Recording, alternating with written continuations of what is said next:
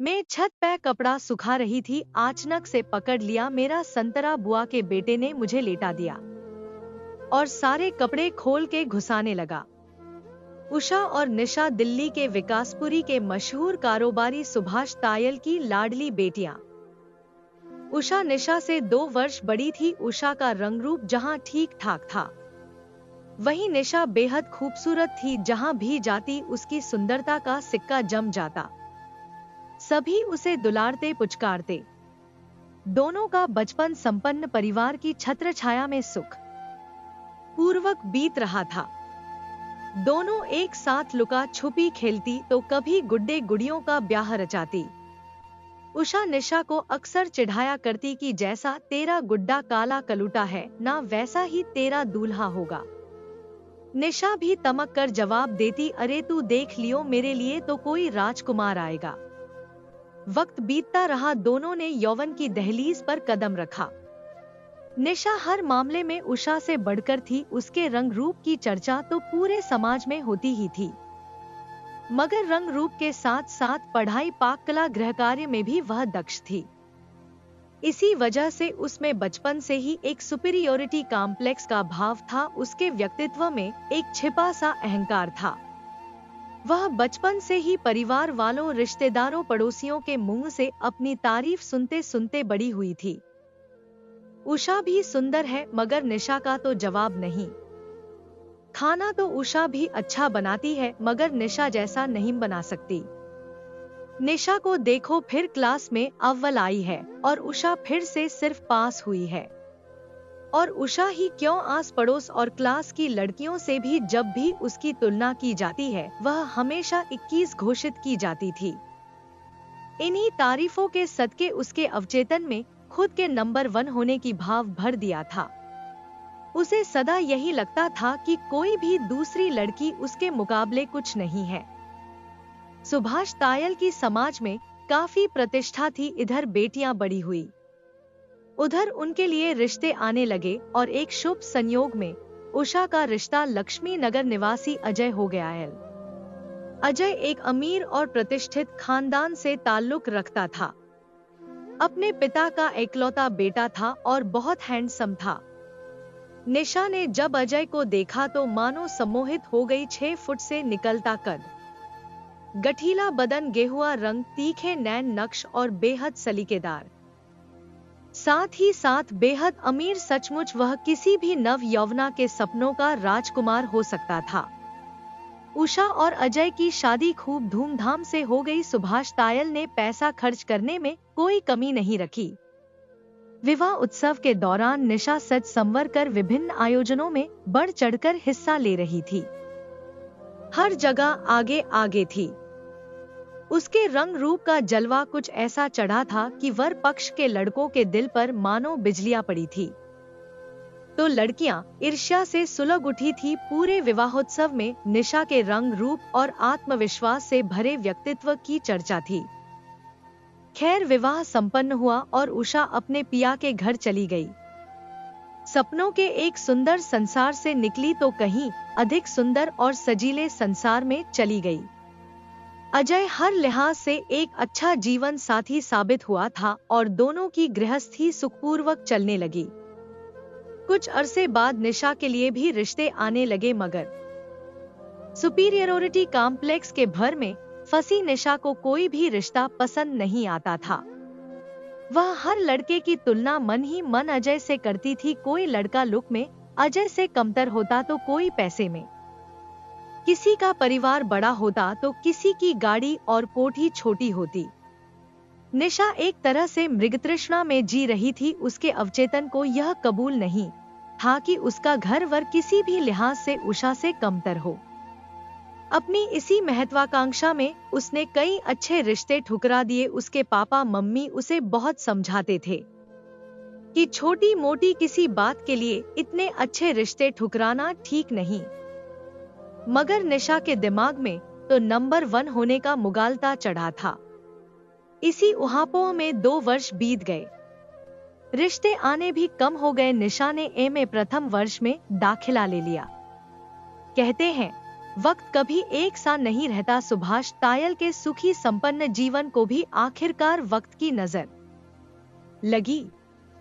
एक दिन उनकी दुकान और गोदाम पर इनकम टैक्स की रेड हुई और उनके अकाउंट्स में कई अनियमितताएं पाई गई। इनकम टैक्स द्वारा उनके गोदाम को सील कर दिया गया और उन पर 2 करोड़ का भारी भरकम जुर्माना ठोक दिया गया।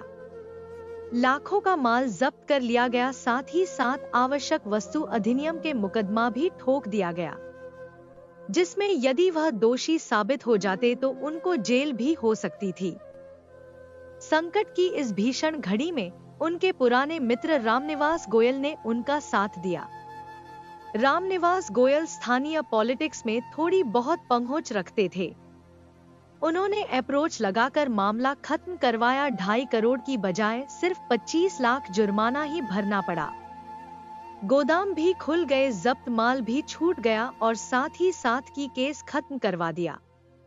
एक तरह से सुभाष तायल बड़े सस्ते छूटे थे और यह सब सिर्फ और सिर्फ रामनिवास की मदद से संभव हो पाया था।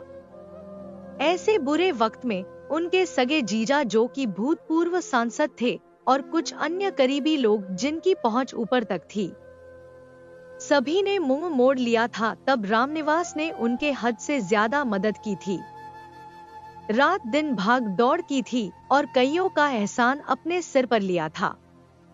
सुभाष तायल दिल से रामनिवास के बड़े शुक्रगुजार थे। उनकी कृतज्ञता का ये आलम था कि यदि रामनिवास उनकी जान भी मांगते तो वह ना नहीं कर पाते।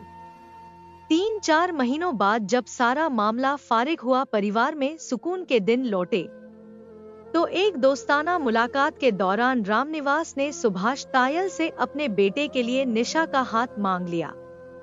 रामनिवास और सुभाष के आर्थिक और सामाजिक रुतबे में बड़ा अंतर था।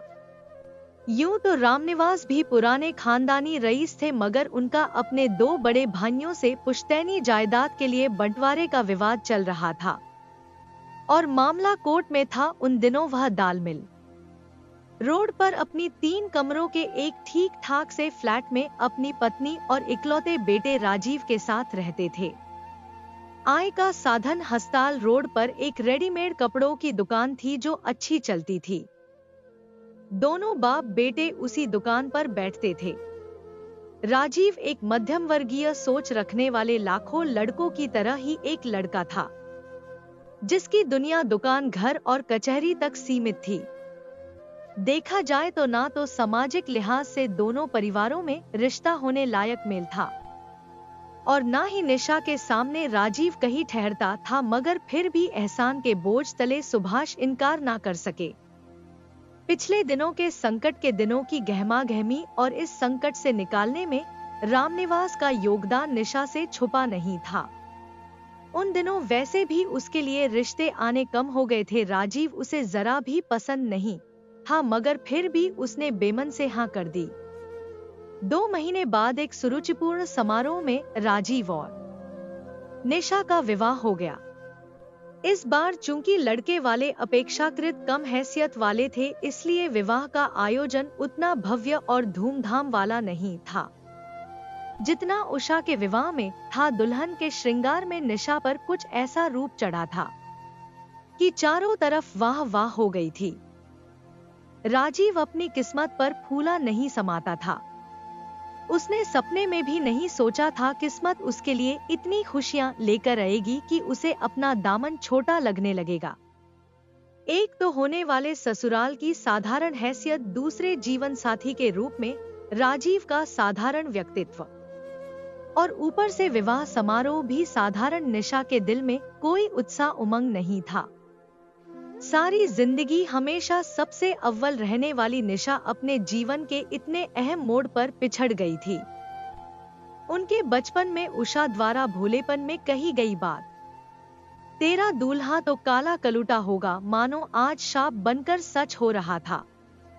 यह टीस, यह कसक उसे चैन नहीं लेने देती थी। पूरे विवाह समारोह के दौरान वह खिंची खिंची रही, हर रीति रिवाज को बेमन से निभाती रही। वरमाला हो, फेरे हो, श्लोक सुनाई हो या विदाई, यंत्रवत सी हर रस्म निभाती रही। विदाई से पहले वर वधू के जुआ खेलने के दौरान जब राजीव ने पानी में मुंदड़ी ढूंढने के दौरान उसका हाथ शरारत से पकड़ लिया था, तो उसने बड़ी बेरुखी से उसका हाथ झटक दिया।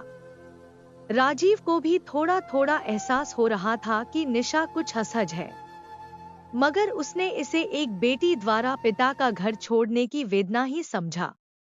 उसने मन ही मन प्रण कर लिया कि वह निशा को इतना प्यार देगा कि वह अपना मायका भूल जाएगी, उसे कभी किसी बात के लिए शिकायत का मौका नहीं देगा।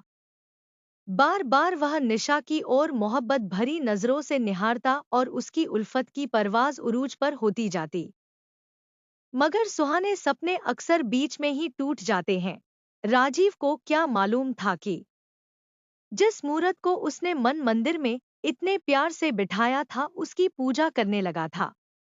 उस मूरत में प्राण नहीं थे, जज्बात नहीं थे, प्यार मोहब्बत का कोई वजूद नहीं था। वह मूरत उसके लिए सिर्फ एक पत्थर का तराशा हुआ हसीन मुजस्समा था, जिसके कदमों में अपनी उल्फत के फूल चढ़ाने के बदले उसे मिलनी थी बेरुखी, बेदिली और नफरत। निशा विदा होकर ससुराल आ गई। आज उसकी सुहागरात थी। राजीव के लिए एक एक पल सदियों के समान बीत रहा था।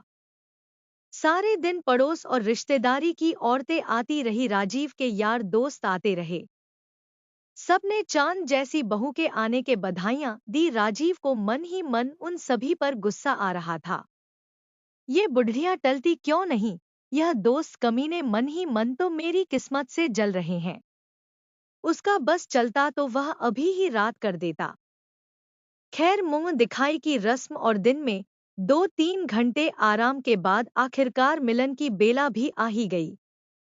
राजीव ने बड़े अरमानों से अपना कमरा सजवाया था। दिल में हजारों अरमान लिए उसने सुहाग कक्ष में प्रवेश किया। उम्मीद के मुताबिक फूलों से सजी सेज पर निशा यूं बैठी थी कि उसके पैर सामने की ओर आधे मुड़े थे और घुटनों मुखड़ा टिकाए वह चुपचाप बैठी थी। राजीव ने नजर भरकर अपनी दुल्हन को देखा। काश वह एक चित्रकार होता तो इस अद्वितीय सुंदरता को कैनवास पर उतार कर अमर हो जाता। काश वह एक शायर होता तो इस बेपनाह हुस्न की शान में कितने ही सफ़े भर देता। मगर शायद कोई भी चित्र या कलाम उसकी पत्नी अप्रतिम सौंदर्य के समक्ष फीके ही रहते। मीठी मीठी अनुराग भरी अनुभूतियों के साथ वह पलंग पर निशा के बगल में बैठ गया। दिल में अरमानों का सागर हिलोरे मार रहा था, आंखों में सजीले सपने तैर रहे थे, लबों पर मीठी मुस्कान खेल रही थी। निशा ने सिर उठाया। राजीव के कुछ बोल पाने से पहले ही उसने कहा, मैं कुछ कहना चाहती हूँ। हाँ हाँ बोलो, राजीव मीठे स्वर में बोला। उसे नहीं मालूम था कि अरमानों के सुलगते शोलों पर बेरुखी की बारिश होने वाली है। जी देखिए, मैंने यह शादी अपनी खुशी और मर्जी से नहीं की। आप मुझे पति के रूप में जरा भी पसंद नहीं है। आपके पापा ने हमारे परिवार पर जो एहसान किया था, इस वजह से मैं शादी के लिए इनकार नहीं कर सकी। पति पत्नी का रिश्ता सिर्फ शरीर का मिलन ही नहीं होता, बल्कि दिलों का मिलन होता है।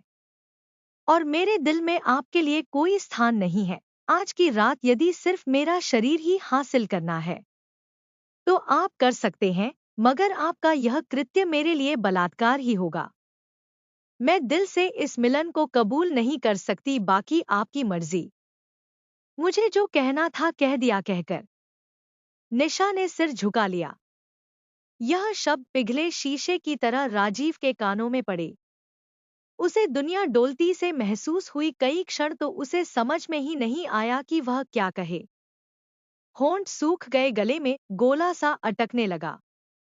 बड़ी मुश्किल से उसने आंखों में उमड़ते आंसुओं को रोका, खुद पर जब्त किया और बोला, नहीं निशा, मेरे लिए भी आज की रात का मतलब सिर्फ तुम्हारा शरीर हासिल करना नहीं है। उस शरीर को हासिल करके भी क्या होगा जिसके अंदर धड़कते दिल की किसी धड़कन में मेरा नाम ही नहीं है। मुझे तुम्हारा फैसला कबूल है। तुम्हारी खुशी से बढ़कर मेरे लिए कुछ नहीं। विश्वास रखना, जो तुम चाहती हो वही होगा। मैं कभी तुम्हारे करीब आने की कोशिश नहीं करूंगा। एक क्षण को चुप्पी छाई रही। राजीव ने पलंग के सिरहाने रखा तकिया उठाया, पलंग का घेरा काटकर दूसरी ओर पहुंचा और निशा की ओर पीठ करके लेटते हुए बोला, तुम भी थक गई होगी, सो जाओ। निशा ने भी चुपचाप उसकी ओर पीठ फेर ली और लेट गई। कमरे में एसी चलता रहा, मगर एक सुलगते रिश्ते की तासीर कमरे से भी अधिक ठंडी हो रही थी। सुहाग सेज पर सजे फूल फिजा को महकाते रहे, मगर उल्फत और समर्पण का महकता रिश्ता अपनी खुशबू खो रहा था। मिलन की रैना बीती आफताब ने फिर से अपने नूर से दुनिया को रोशन किया, मगर राजीव के वैवाहिक जीवन की काली रात तो जाने कितनी लंबी थी। उसकी हसरतों का सूरज तो शायद हमेशा के लिए डूब चुका था। राजीव ने अपने दिल का दर्द किसी पर भी जाहिर नहीं किया। हर किसी के सामने यूं जाहिर करता मानो उसका वैवाहिक जीवन बेहद सुखद है। दिन में सबके सामने वह एक आम पति की तरह व्यवहार करता और रात में दोनों एक ही पलंग पर इस तरह सो जाते मानो ट्रेन में आमने सामने की बर्थ पर दो अनजान मुसाफिर। जाने किस्मत ने उनके लिए क्या सोच रखा था। दोस्तों, अगर कहानी अच्छी लगी तो चैनल को सब्सक्राइब कर लेना, हम आपके लिए ऐसी वीडियो लाते रहेंगे।